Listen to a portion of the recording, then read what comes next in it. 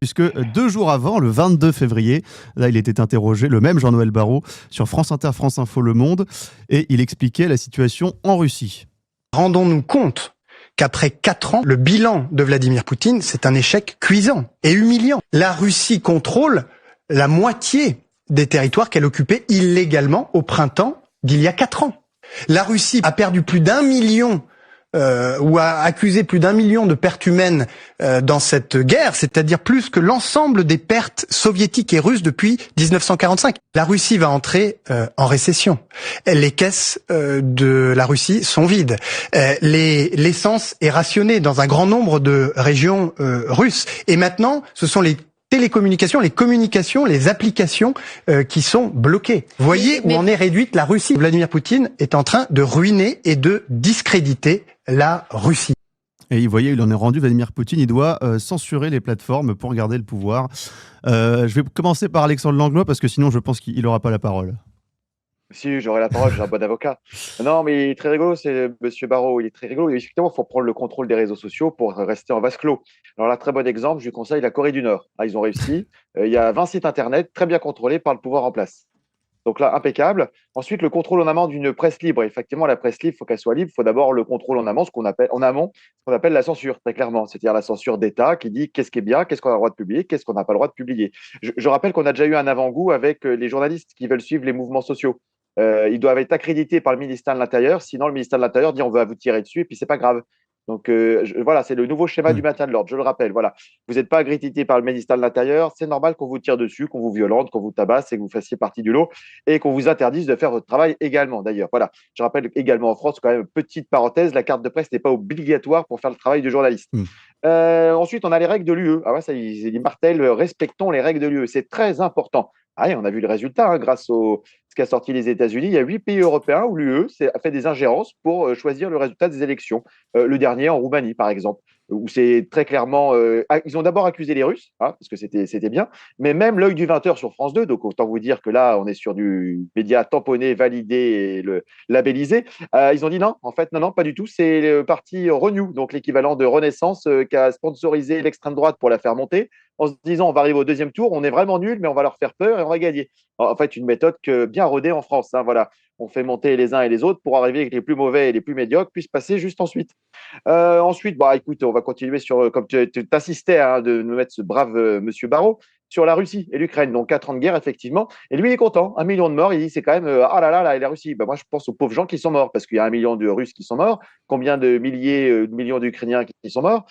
Tout ça, pourquoi? Parce qu'on se bat pour des mètres carrés, je rappelle. Au final, c'est toujours des gens qui ne se connaissent pas, qui se massacrent entre eux, pour des gens qui se connaissent bien, avec des intérêts bien compris. Ça n'a pas changé au cours des siècles, malheureusement. D'autant qu'on a quand même appris que ce sont les Européens, notamment Boris Johnson, qui avaient torpillé les accords de paix qui étaient en cours dès les premiers mois de la guerre en 2022. Donc c'est quand même fort de café, quand on est dans le camp européen, de venir se plaindre de l'enlisement de la guerre.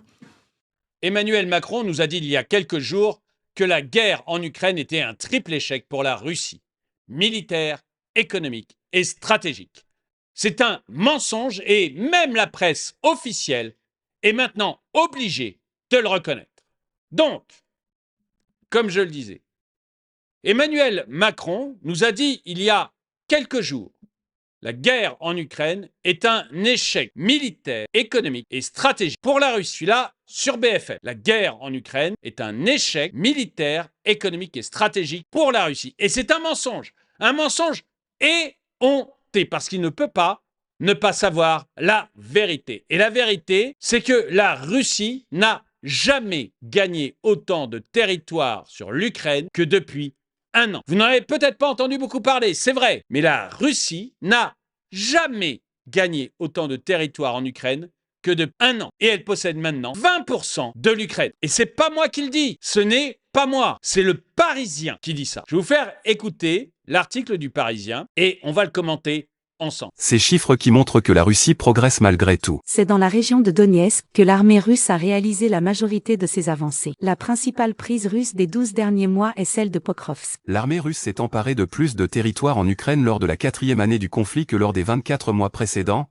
selon l'analyse par l'AFP des données de l'Institut pour l'étude de la guerre, ISW. Donc, je le répète, Macron nous dit que la Russie s'enlise, que c'est un échec pour la Russie. Les faits, l'AFP, le journal Le Parisien disent non, la Russie progresse plus vite maintenant qu'elle ne l'avait fait pendant les 2 dernières années. Elle a progressé plus vite sur les 24 derniers mois qu'elle ne l'avait fait sur les 2 dernières années. Alors, soit Macron ignore le réel, et il faut me dire ce que font vraiment les services secrets français, quoi ça sert d'avoir des satellites, soit il nous ment volontairement. C'est l'un ou c'est l'autre. Mais on aura du mal à me convaincre qu'un pays qui progresse plus vite militairement cette année, qui conquiert plus de kilomètres carrés cette année que pendant les 2 dernières années cumulées, on aura du mal à me faire croire qu'il est en échec stratégique ou militaire. Ou alors les mots n'ont plus de sens. Je sais bien qu'on est en 1984. Je sais bien que le rêve macronien, c'est Orwell. Mais la réalité, c'est celle-là. Eh oui, alors je vais donner la parole à Régis, mais je rajoute quand même un dernier élément pour clôturer la semaine très compliquée de Jean-Noël Barrot. C'est l'histoire de l'ambassadeur américain, donc Charles Kouchner, qui donc a fini par... il a dit qu'il rencontrerait finalement dans les prochains jours Jean-Noël Barrot, mais il avait été convoqué par le Quai d'Orsay après ses propos sur l'affaire Quentin, il dénonçait la violence politique d'extrême gauche et appelait à traduire les responsables en justice. Et Jean-Noël Barrot y avait vu une instrumentalisation de ce drame à des fins politiques et qu'en avait répondu: la France n'a aucune leçon s'agissant de la violence, en particulier à recevoir de l'international réactionnaire. On retrouve ce fameux sobriquet. Et donc finalement l'ambassadeur américain qui avait été convoqué avait refusé de venir. Voilà, donc c'est quand même une semaine un petit peu compliquée pour Jean-Noël Barrot, Régis de Castelnau. Ah bon. Alors, je voulais rajouter un truc. Allez-y. 30 secondes. Allez, 30 secondes, une dernière. Non, vas-y. Ah non, parce que tu rajoutes un truc, donc du coup, on va Attention, rajouter hein. encore une petite chose, parce que les États-Unis, l'international réactionnaire, tout ça, quand il y a eu Black Lives Matter, genou à terre de Castaner, du coup, on n'instrumentalise pas les trucs de l'étranger chez nous. Ah non, c'est vrai, ça ne nous ressemble pas. Là, ça ne nous ressemble pas de faire ça. Non, franchement, nous, on est des gens modèles, on a le droit d'aller s'ingérer chez tout le monde. Par contre, l'inverse n'est pas autorisé. Donc, c'est très fatigant. Et je rappelle une chose qui leur fait peur aussi, c'est qu'effectivement, quand on lit les médias classiques français, pas Toxin, bien évidemment, merci à tous d'être là et de vous informer réellement, effectivement, si on veut de l'information, sinon, il faut aller sur les chaînes étrangères. Je donne une petite anecdote qui me fait beaucoup rire. Ma sœur, qui habitait en Afrique encore jusqu'à l'année dernière, me disait: si on veut des informations sur le pays où j'habite, je regarde France 24. Si je veux des informations sur la France, je regarde tout sauf France 24. Je regarde les chaînes africaines parce que sinon, l'information est un peu aussi contrôlée finalement. On utilise les mêmes méthodes que les régimes les plus autoritaires, j'allais dire, sur leur population. Donc, voilà. Donc, les leçons de morale de M. Barrot, ça va 5 minutes, quoi. Ça va 5 minutes. Régis de Castelnau, enfin. Alors, je vais justement relever quelque chose qu'Alexandre a dit tout à l'heure, et puis là, il vient un peu de rectifier quand il a dit que Poutine avait reçu 30 ambassadeurs, j'ai pas vu ça, mais pas les pays les plus démocratiques du monde. Mais c'est lesquels les pays les plus démocratiques du monde, mon cher Alexandre? C'est la Roumanie? C'est l'Allemagne où on poursuit quelqu'un qui a dit que le chancelier était un Pinocchio. C'est la Grande-Bretagne, c'est la France, où on est en train de nous préparer. On a le ministre des Affaires étrangères qui est venu le dire, après le président, on va faire un coup d'État en 2027. Parce qu'il faut qu'il y ait un débat intègre, donc on va interdire les réseaux sociaux. Parce qu'il n'y a que nous qui avons le droit de parler. C'est ce qu'il dit, pas exactement au mot près, mais c'est ce qu'il dit. Alors sur ce brave Jean-Noël Barrot, je vais rester très modéré, ce type, au début, mais je crois que c'est vrai, je le considérais comme étant complètement fou.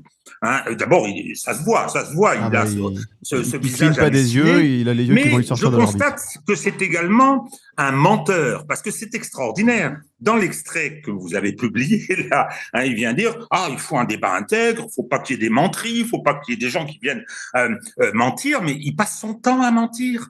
Il passe son temps à mentir. Quand on l'interviewe sur l'Ukraine, il sort son double décimètre, il dit: vous vous rendez compte, la Russie occupe 1% du territoire. Ils n'ont pas pu conquérir plus que ça. Alors là, il a un peu rectifié. Il dit 20% de 30% multiplié par 42. Et donc, j'arrive à quelque chose qui est effectivement, qui sont en échec.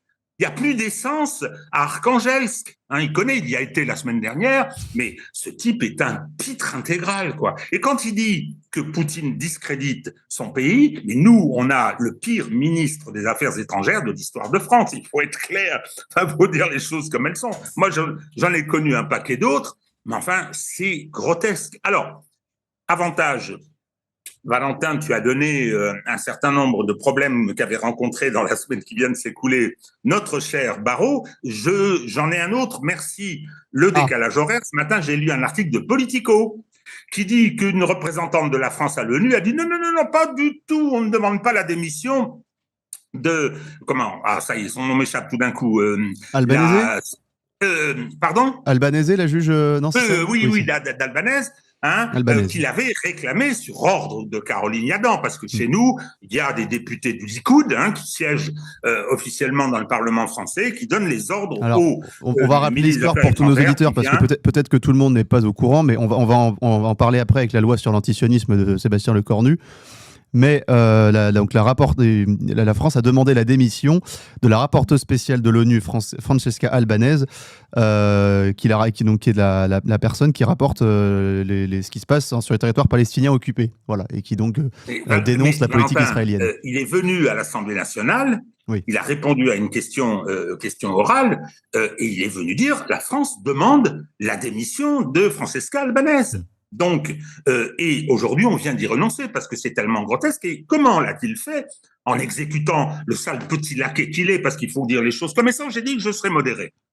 Le sale petit perroquet de Caroline Yadan, députée étrangère, qui défend les intérêts d'un État étranger, il est venu mentir en disant voilà ce qu'elle a dit. C'est inadmissible, je demande sa démission. Or, elle ne l'a pas dit. Il a fallu qu'il y ait 150 diplomates qui signent une pétition en disant ça commence à bien faire, les foucades de ce monsieur Barrot. Et c'est quand même extraordinaire de se dire que la France en est là, quoi. La France en est là, elle a un ministre des Affaires étrangères. Alors, on peut ne pas apprécier le discours de Marco Rubio à Munich sur le colonialisme la semaine dernière. On peut ne pas apprécier la prestance de Sergueï Lavrov, mais je pense au ministre des Affaires étrangères de l'Inde. Il y a des gens qui ont une certaine envergure, une certaine tenue. Nous, on a un pitre, un menteur qui dit n'importe quoi. Et ce qui est grave dans le petit discours qu'il tient sur une presse libre, etc.,